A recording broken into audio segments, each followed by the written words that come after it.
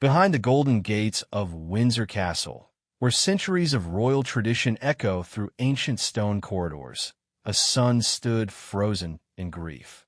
The man who would one day be king found himself lost, not in the maze of royal duties or public expectations, but in the simple, overwhelming reality of losing his father. Prince Philip, the Duke of Edinburgh, had been more than just a royal consort. He was the steady compass that guided the family through decades of change, controversy, and triumph. It was in this moment of raw vulnerability that Catherine, the Duchess of Cambridge, would discover something profound about the weight of royal responsibility.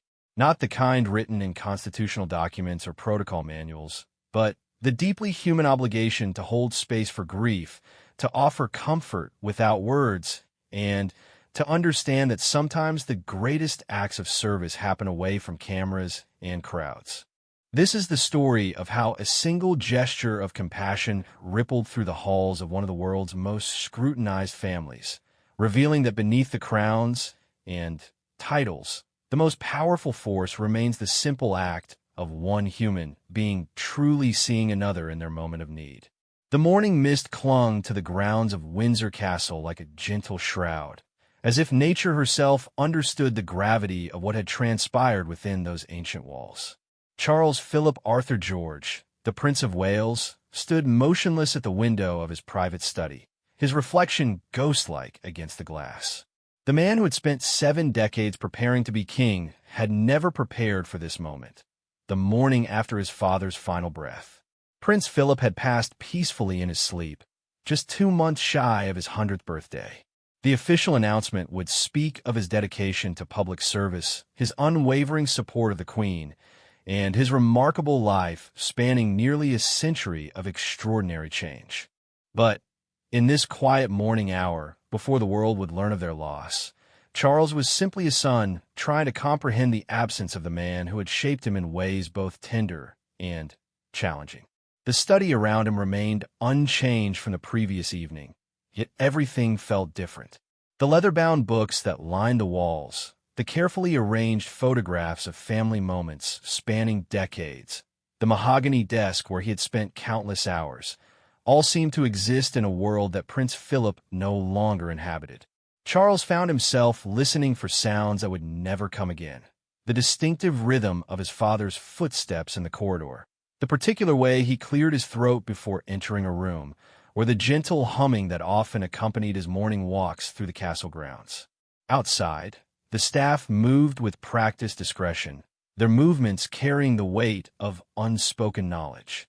Housekeepers went about their duties with softer steps, gardeners tended to the roses with reverent care, and security personnel maintained their vigilant watch while allowing space for grief to unfold naturally. The castle had seen centuries of joy and sorrow, births and deaths, coronations and farewells, yet each loss carried its own unique signature of sadness. Catherine had arrived at Windsor early, her own heart heavy with the knowledge that today would test every lesson she had learned about royal protocol and human compassion. As the Duchess of Cambridge, she had attended numerous state occasions, navigated complex diplomatic situations, and represented the crown with grace and dignity. However, nothing in her royal training had prepared her for the delicate task of supporting her father-in-law through grief while respecting the intricate dance of royal hierarchy and personal boundaries. She moved through the castle's familiar corridors with purpose, her understanding of the building's layout serving her well in these sensitive hours. The Windsor Castle staff, who had come to respect and appreciate her genuine warmth over the years, offered subtle nods of acknowledgement. They recognized in her approach something that protocol books could never teach, an intuitive understanding of when to speak and when to remain silent, when to approach and when to allow space. William had left earlier that morning to attend to immediate arrangements with his grandmother, the Queen, leaving Catherine to navigate this emotional landscape with careful consideration. She understood that her role in these moments was not defined by any official capacity, but rather by the more complex and meaningful position she held as family member, As someone who had come to genuinely love and respect Prince Philip, and as a woman who understood that grief, regardless of royal status, required human connection. The weight of the situation pressed upon her as she made her way toward Charles's study. She had witnessed Prince Philip's gradual decline in recent months, had seen the way Charles's concern for his father had deepened with each passing day. The relationship between father and son had been complex, marked by different generations' approaches to duty, emotion, and public service. Prince Philip, shaped by wartime experience and the formal traditions of his era, had often struggled to express affection in conventional ways. Charles, more emotionally open and philosophically inclined, had sometimes found his father's direct approach challenging to navigate. Yet beneath these generational differences lay a foundation of mutual respect and deep, if rarely expressed, love. Prince Philip had been instrumental in modernizing aspects of royal protocol, had supported environmental causes that Charles championed, and had provided a steady presence during the most challenging periods of Charles's public life. The Prince of Wales, in turn, had come to appreciate his father's unwavering dedication to duty and his remarkable ability to adapt to a rapidly changing world. Catherine paused outside the study door, her hand resting lightly on the polished brass handle. Through the slight gap beneath the door, she could see the shadow of Charles's figure by the window, unmoving in what she recognized as profound contemplation. Her own experience with loss, though different in scope and public attention, had taught her that grief often manifested in these moments of stillness, when a mind struggled to process the magnitude of change. The castle around them continued its ancient rhythm, but within this particular room, time seemed suspended. Catherine understood that crossing this threshold meant entering not just a physical space, but an emotional landscape where careful words and genuine presence would matter more than any formal protocol. She had learned, through years of observation and experience, that the most meaningful royal service often occurred in these private moments, away from cameras and public scrutiny. Drawing a quiet breath, she turned the handle and stepped into the room, her movement gentle enough not to startle, yet purposeful enough to announce her presence. Charles turned slowly from the window, his face reflecting the complex mixture of sorrow, exhaustion, and the particular burden that comes with knowing that personal grief must soon give way to public duty. Their eyes met across the study, and, in that moment, Catherine understood that the next few hours would define not just how the royal family processed this loss, but how they would support each other through the challenging days ahead. The protocols for royal mourning were well established. The public ceremonies would unfold with precise timing, and the constitutional implications would be managed with appropriate gravity.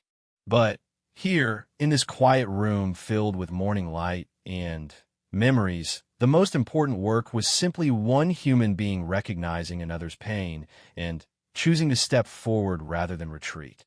The silence between them stretched comfortably, free from the pressure to fill space with unnecessary words.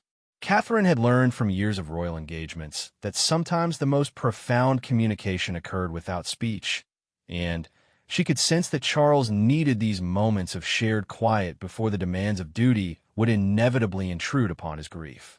Outside the window, the grounds of Windsor Castle stretched toward the horizon, the same view that Prince Philip had enjoyed during his decades of residence. The gardens he had helped design, the pathways he had walked during countless morning constitutionals, and the trees he had watched grow from saplings to mature giants all stood as living monuments to his presence.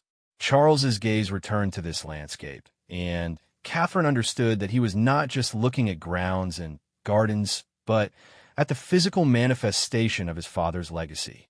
The morning sun climbed higher, casting shifting patterns of light across the study floor, marking the passage of time that would soon require them to rejoin the world beyond this room. Yet for now, in these precious moments of private reflection, Catherine stood quietly nearby, offering the gift of presence without intrusion, understanding that sometimes the greatest comfort comes not from words or gestures, but simply from knowing that one is not alone in grief. The afternoon sun had shifted the shadows in the study, creating new patterns on the Persian carpet that Prince Philip had once declared perfectly adequate for walking upon.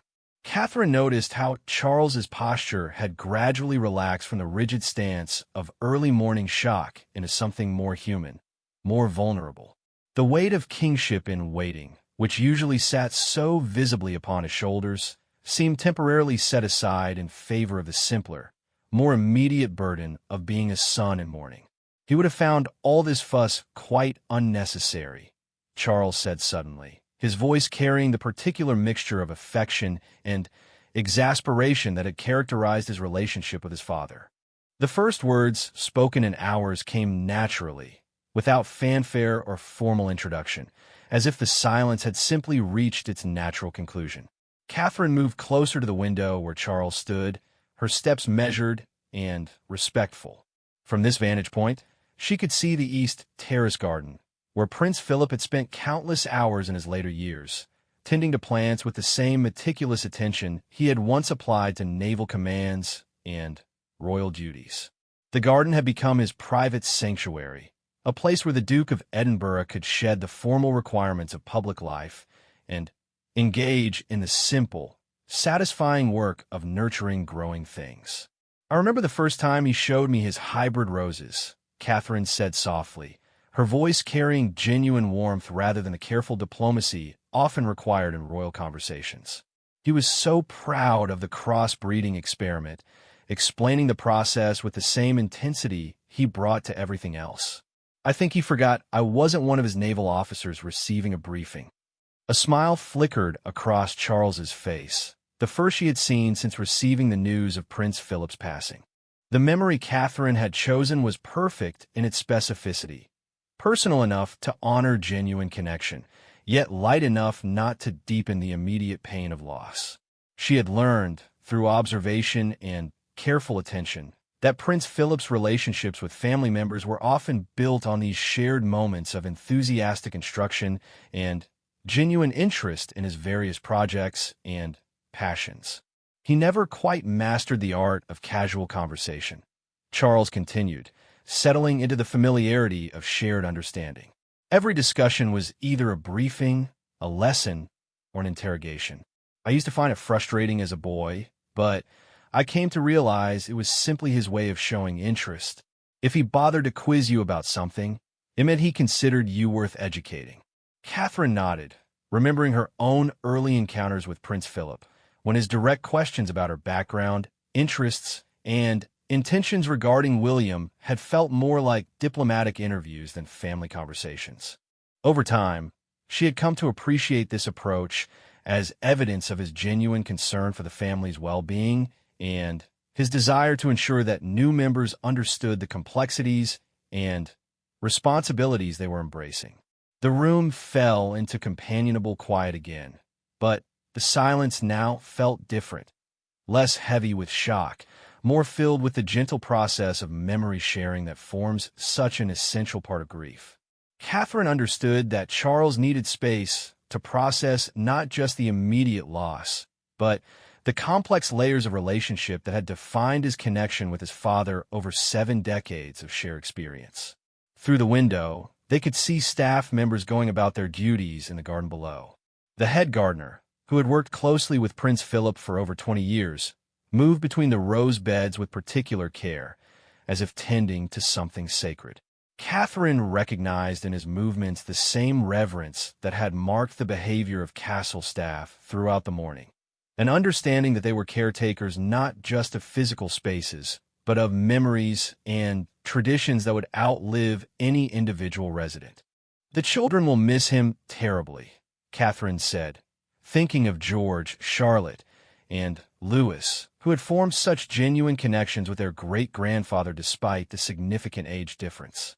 Prince Philip had possessed a remarkable ability to engage with children on their level, sharing his fascination with engineering, nature, and adventure in ways that captured young imaginations while subtly instilling lessons about curiosity, persistence, and respect for the natural world. Charles turned from the window to face her fully for the first time that morning, his expression reflecting gratitude for the reminder that grief, while intensely personal, was also shared across generations. The death of Prince Philip represented not just the loss of a father and husband, but the severing of a living link to an earlier era, a source of stories and wisdom that could never be replaced. George asked me last week whether great-grandpapa would teach him to sail this summer. Charles said, his voice catching slightly on the memory. Philip had been planning it for months, talking about starting with basic knots and simple maneuvers before progressing to actual sailing. He had such specific ideas about how children should learn practical skills. The image of Prince Philip patiently teaching his great-grandchildren echoed Catherine's own observations of his approach to family relationships in his later years.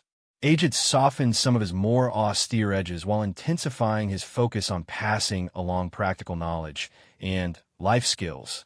She had watched him explain cloud formations to Charlotte, demonstrate proper posture to George, and engage in serious discussions with Louis about the behavior of various animals, treating each child as a capable individual worthy of respect and genuine instruction. "We'll have to ensure those lessons continue somehow," Catherine said, the "we" in her statement carrying particular significance. In this moment, she was not speaking as the Duchess of Cambridge making polite conversation, but as a family member recognizing shared responsibility for maintaining connections and traditions across generations.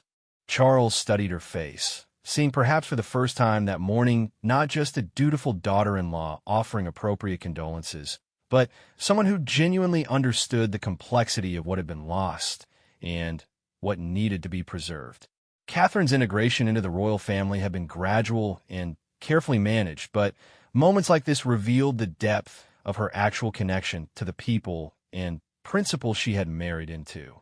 The sound of activity in the corridors beyond the study reminded them both that the private space they had been occupying would soon give way to the demands of official morning protocols.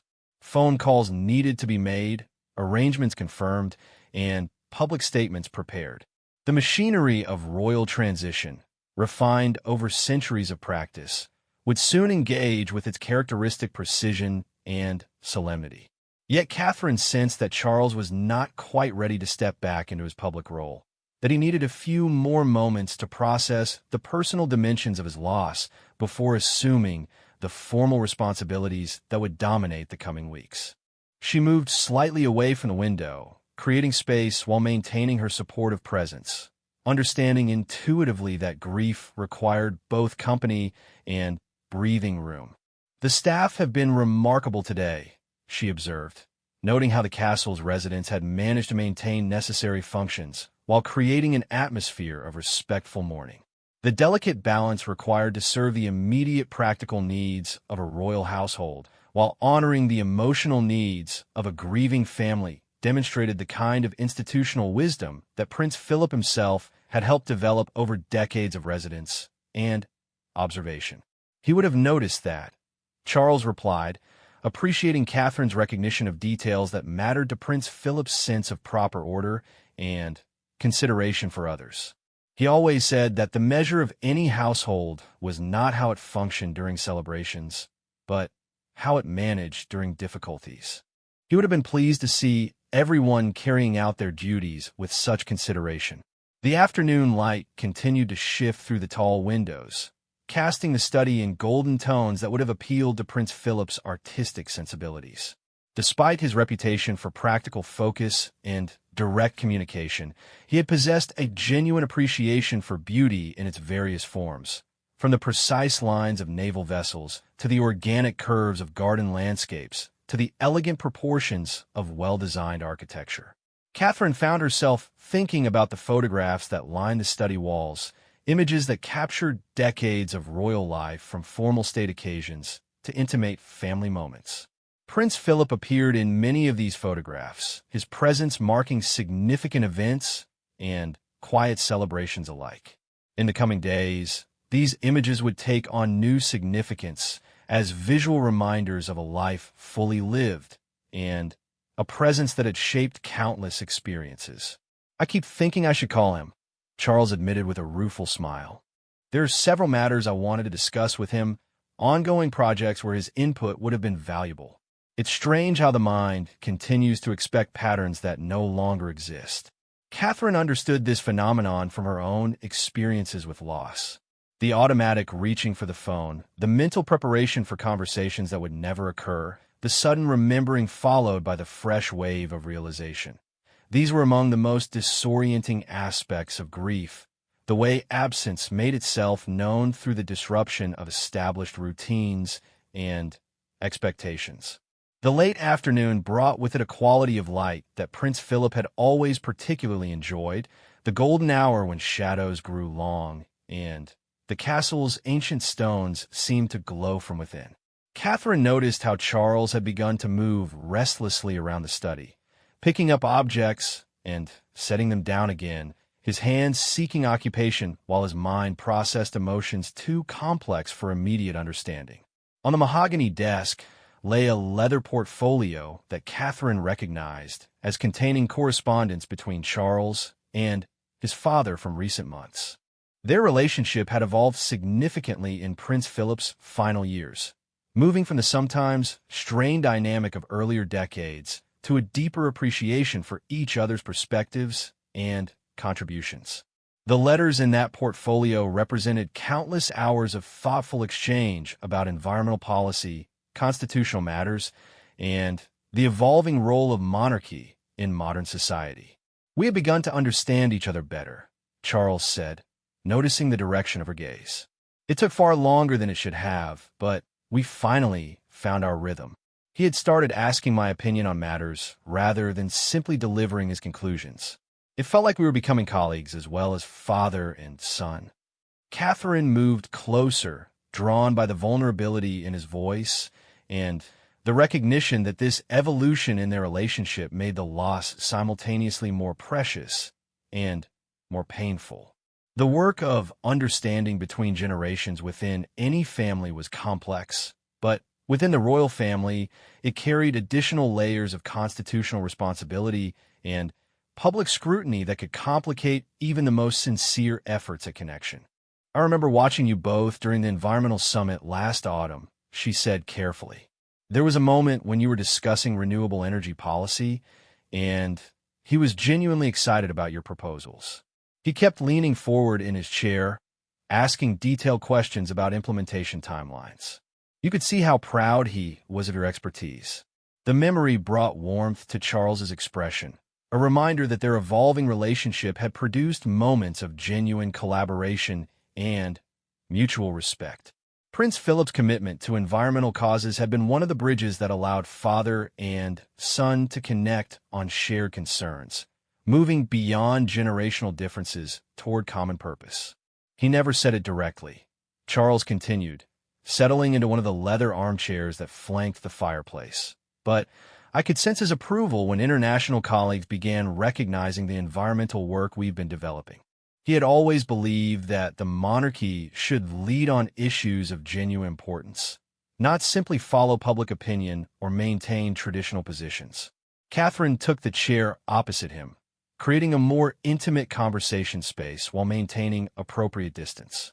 The afternoon was progressing toward evening, and she could sense that Charles was gradually moving from the initial shock of loss toward the more complex work of processing what his father's death meant for him personally and for the institution they both served. "The children will want to know specific things about him," she said thoughtfully. "George has been asking about great-grandpapa's war service, and Charlotte is fascinated by his sailing stories. Louis just loves hearing about the inventions and engineering projects. They'll need those stories preserved somehow." Charles nodded, understanding that Catherine was offering to help maintain these connections across generations. The death of Prince Philip represented not just personal loss, but the potential disappearance of living history, first-hand accounts of experiences that had shaped the modern world. His naval service during World War II, his role in the coronation, his decades of supporting the Queen through constitutional crises and social changes, all of this knowledge and experience now existed only in the memories of those who had shared his journey. "He had been working on some kind of memoir," Charles said suddenly. as if the thought had just occurred to him. Nothing formal or intended for publication, but notes about experiences he wanted to record.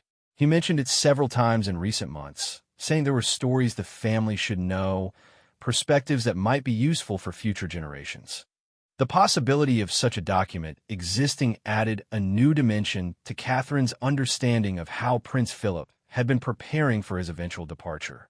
She had observed his increasing focus in recent years on ensuring that important knowledge and traditions would continue beyond his lifetime, from his detailed instructions about estate management to his careful attention to the education of his great-grandchildren. "We should look for those notes," she said gently. "They would be precious for the children to have someday, and they might provide guidance you'll need as you take on additional responsibilities." Charles looked at her with something approaching surprise, as if recognizing for the first time that afternoon that she was thinking not just about immediate comfort, but about practical steps for preserving and honoring his father's legacy. Catherine's approach to royal life had always combined emotional intelligence with careful attention to long-term implications, a balance that Prince Philip himself had come to appreciate and respect. The study door opened quietly, and William entered with the careful demeanor of someone who understood he was interrupting a private moment but had important information to convey. His presence immediately altered the atmosphere in the room, bringing with it the weight of official business that could no longer be postponed. "Mama sends her love," he said to Charles, using the family's private term for the Queen.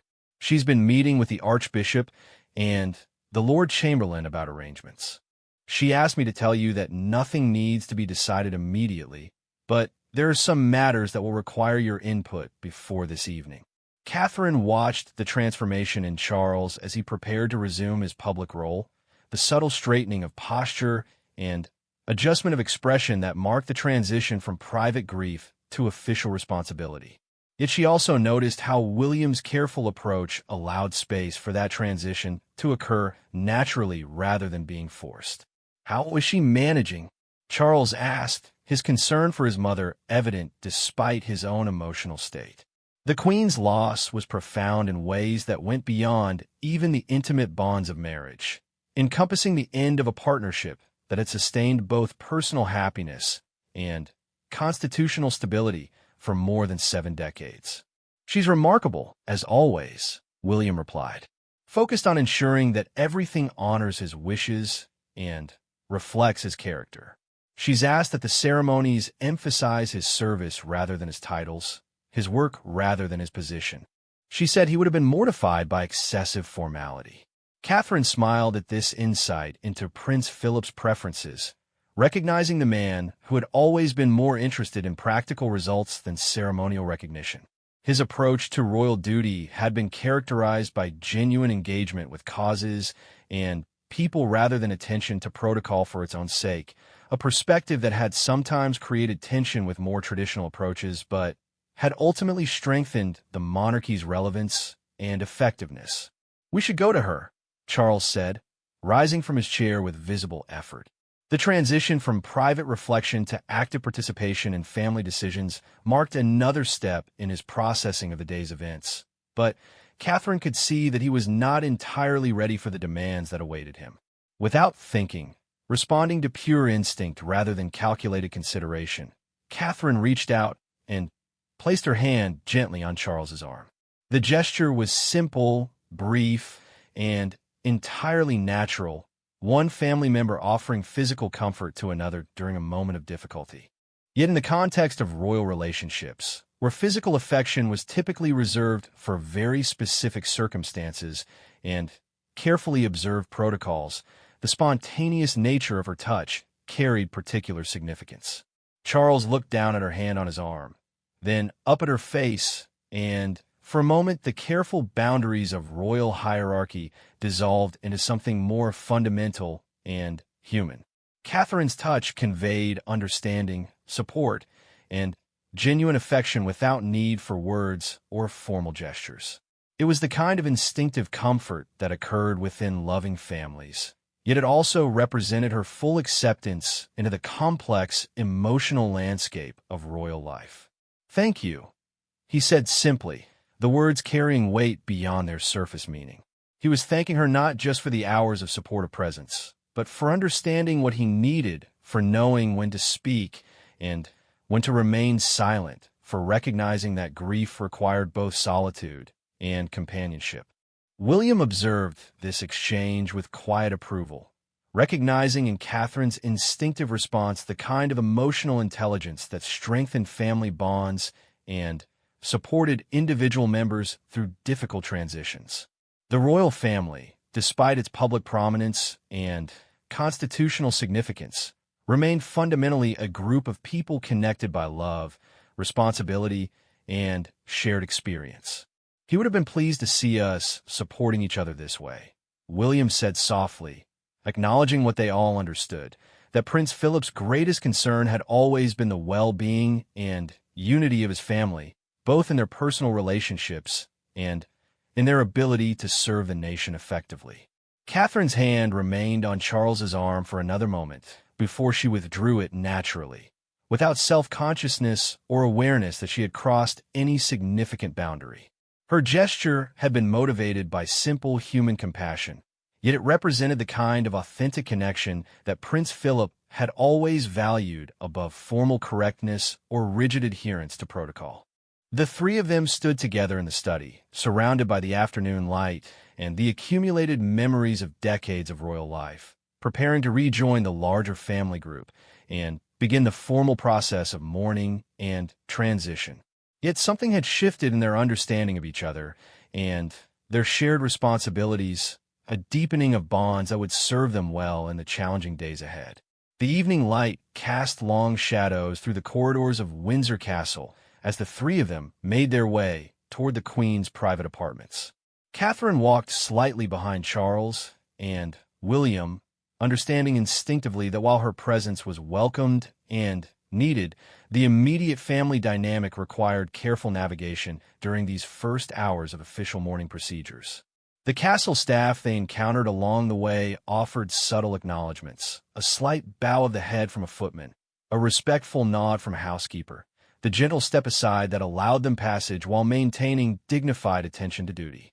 Catherine had grown to appreciate these understated gestures over her years as a royal family member, recognizing in them the profound skill required to serve a household where private grief and public responsibility intersected in complex ways. As they approached the Queen's sitting room, the sound of quiet conversation indicated that other family members had already gathered. Charles paused outside the door, and Catherine could see him drawing upon decades of training to present appropriate composure while processing personal loss.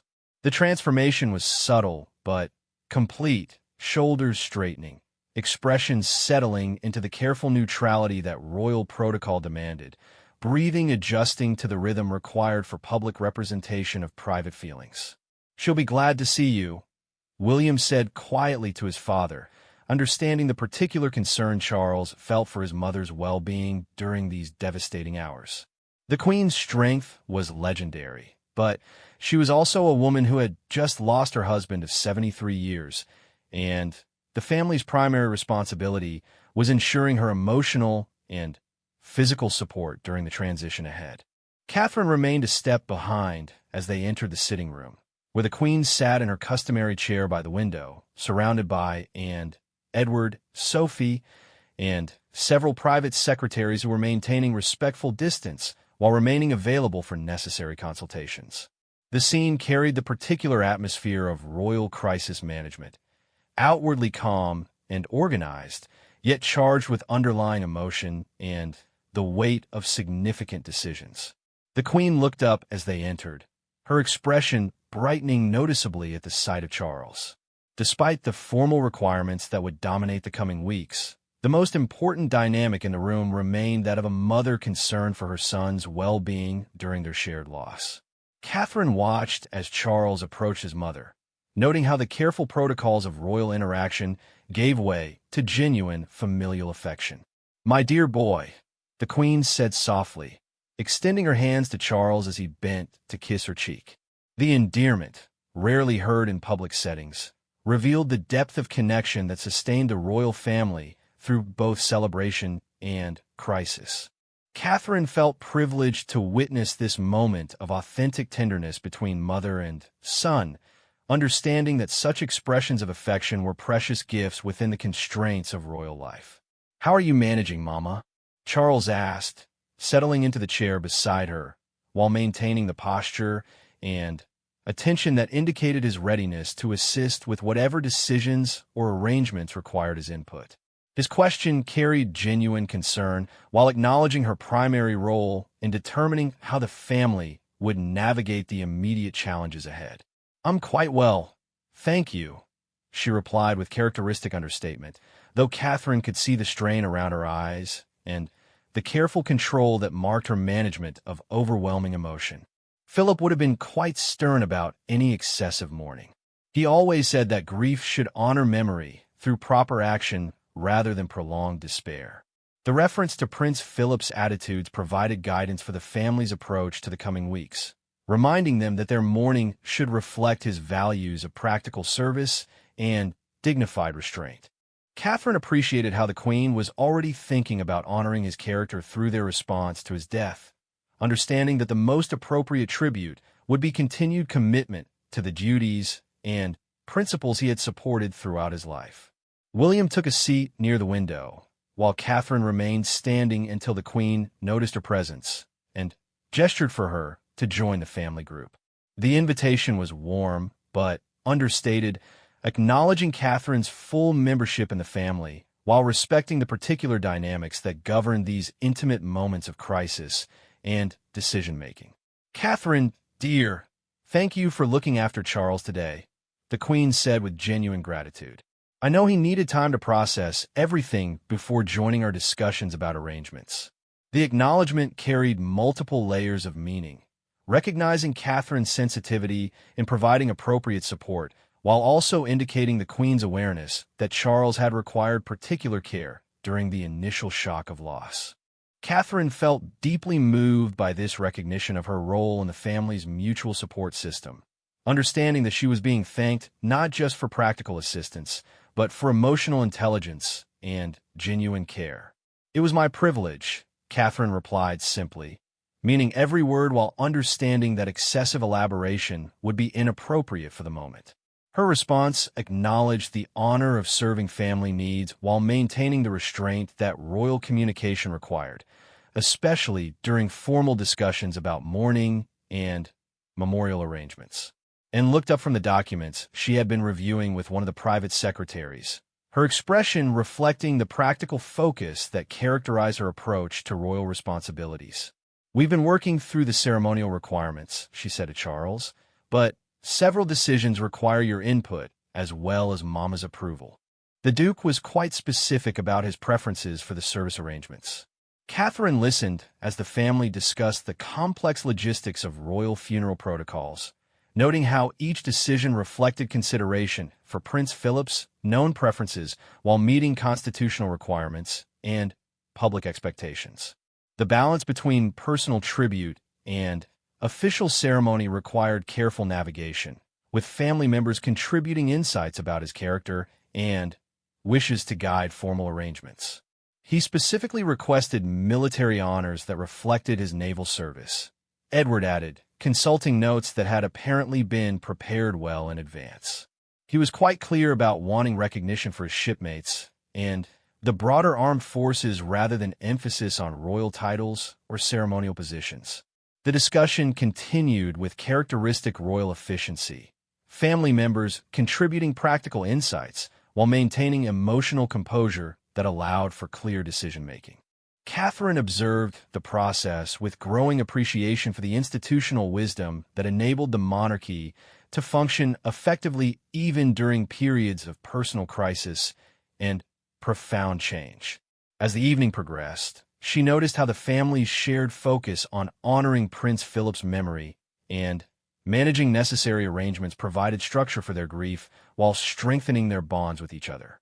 The Queen's leadership remained steady and thoughtful, but she clearly appreciated having family members who could contribute meaningfully to both practical decisions and emotional support. "The children should be included appropriately," Catherine said during a discussion about family participation in upcoming ceremonies. George has been asking about ways to honor great-grandpapa, and Charlotte has some very specific memories that she'd like to preserve somehow. The Queen's expression softened at the mention of her great-grandchildren, recognizing their need to participate in the mourning process while being protected from overwhelming exposure to public attention. Philip would have wanted them to understand the importance of remembering well, she said thoughtfully. Perhaps they could contribute something personal to the private family service. Charles nodded approvingly at Catherine's suggestion, understanding that she was thinking about the children's emotional needs while also considering appropriate ways for them to honor their great-grandfather's memory. Her perspective as a mother brought valuable insight to discussions that could easily become dominated by protocol requirements and public expectations. The conversation gradually shifted toward practical arrangements for the coming days, with family members taking responsibility for various aspects of the complex coordination required. Catherine found herself naturally assigned to tasks that involved liaison with younger family members and coordination of personal rather than ceremonial elements of the mourning process. As the meeting began to wind down, the Queen rose from her chair with careful dignity, signaling that the family should prepare for the private dinner that would mark their first evening without Prince Philip's presence at the table. The significance of this transition was not lost on any of them, representing as it did the beginning of a new chapter in family life and royal responsibility. "We'll manage this together," the Queen said simply, looking around the room at her gathered family members. Philip always said that the monarchy's strength came from its ability to adapt while maintaining essential values.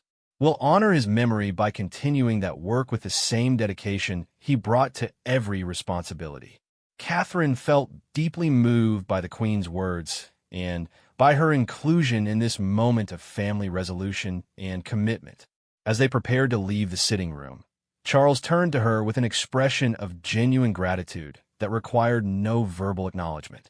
Their shared experience of the day had deepened their understanding of each other and strengthened the bonds that would support the family through the challenging weeks ahead.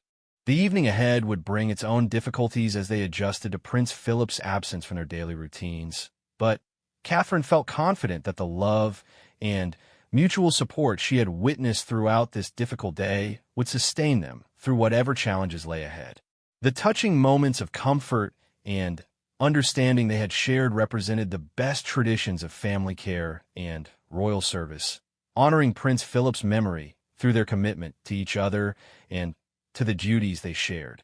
The days that followed Prince Philip's passing unfolded with the careful precision that characterized royal mourning. Yet beneath the formal protocols lay a profound transformation in how the family understood their connections to each other and their shared responsibilities.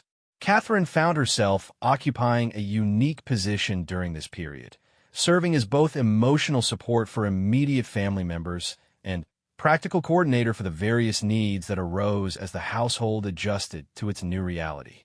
The funeral arrangements proceeded according to Prince Philip's carefully documented wishes, modified only to accommodate pandemic restrictions that he had anticipated and accepted with characteristic pragmatism. The ceremony at St. George's Chapel reflected his naval background, his commitment to public service, and his deep love for his family, while maintaining the dignity and reverence that his position and character deserved.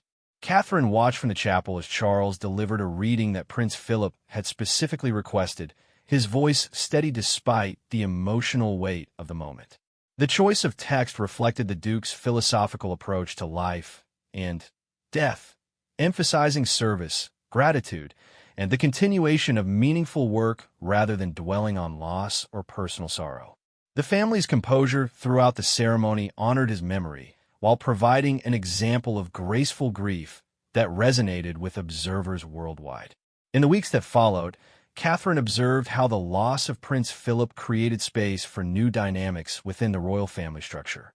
Charles gradually assumed additional responsibilities that his father had previously managed, while the Queen adapted to her changed circumstances with the resilience and wisdom that had characterized her long reign.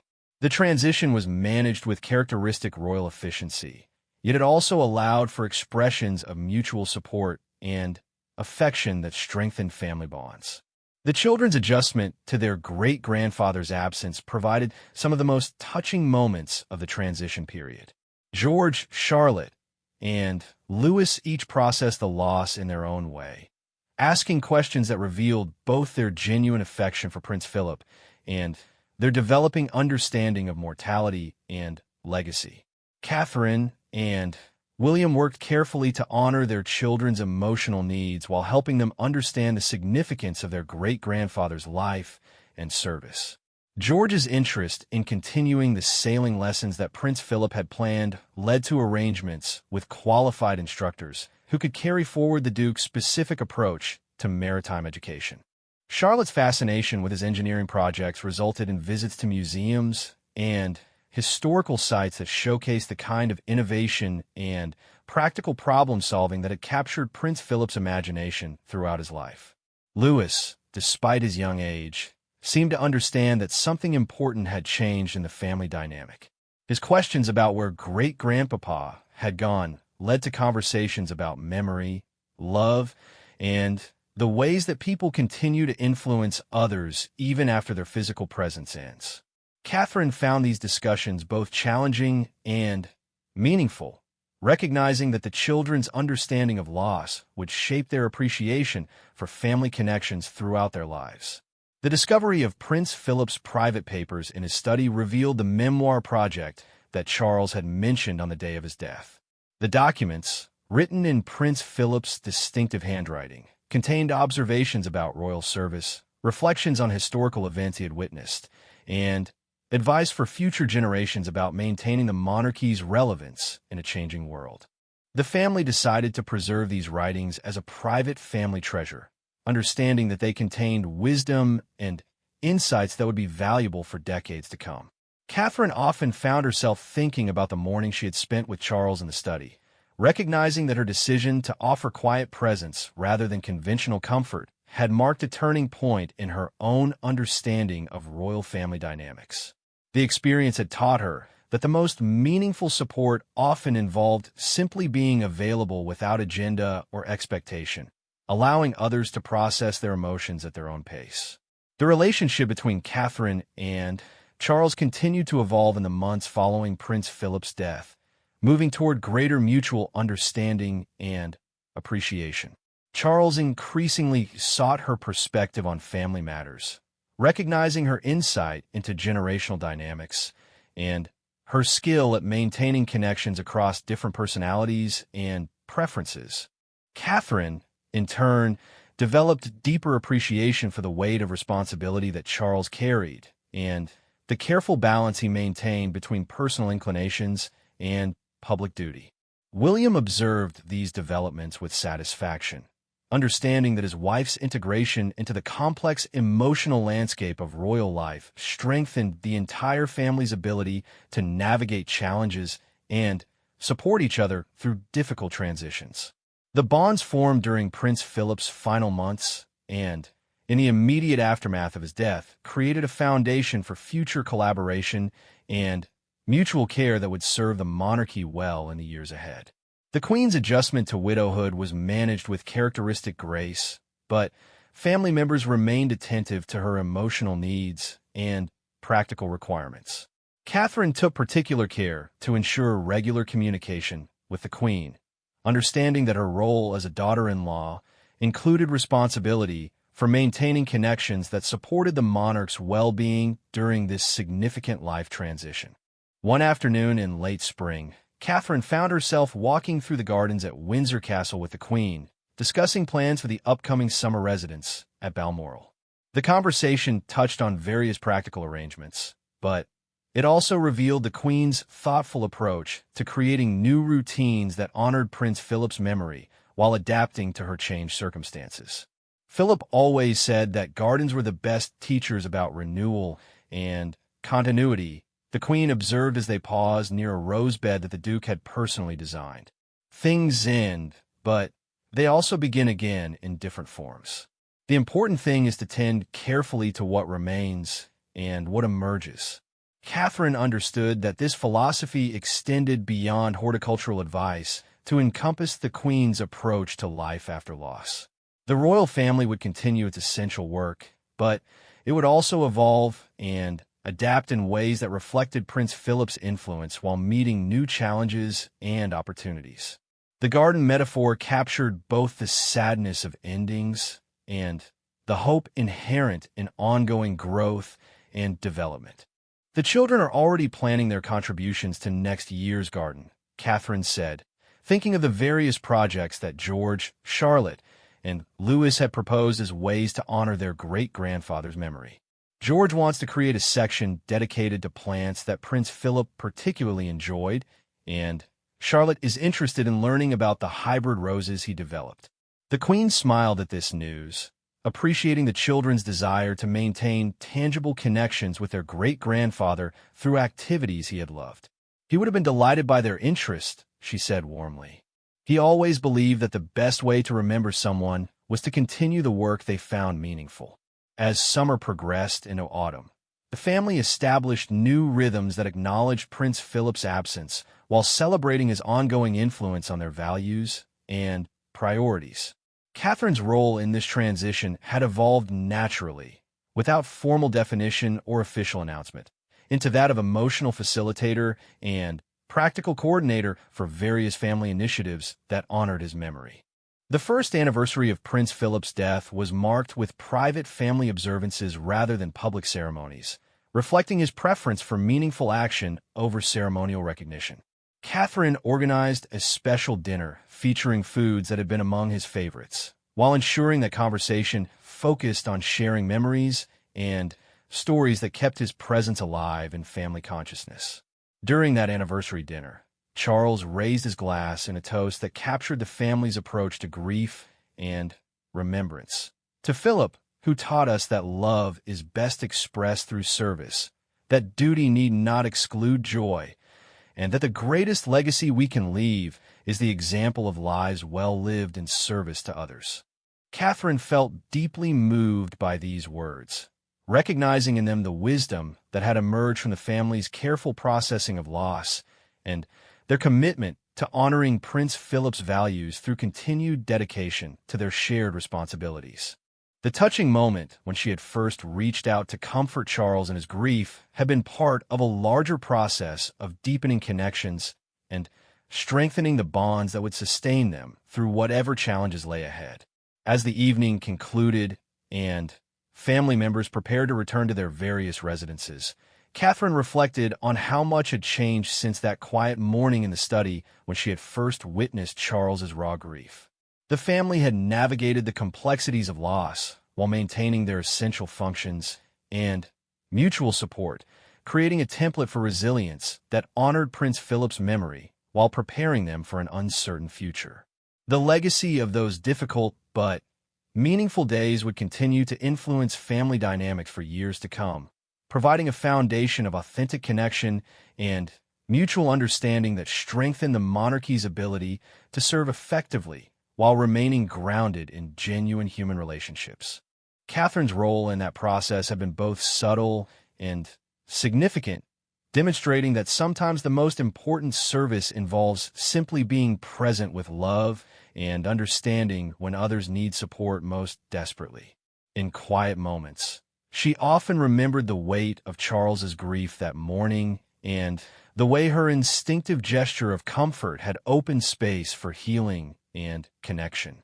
The experience had taught her valuable lessons about royal service, family loyalty, and the profound impact of simple human kindness during moments of crisis and transition.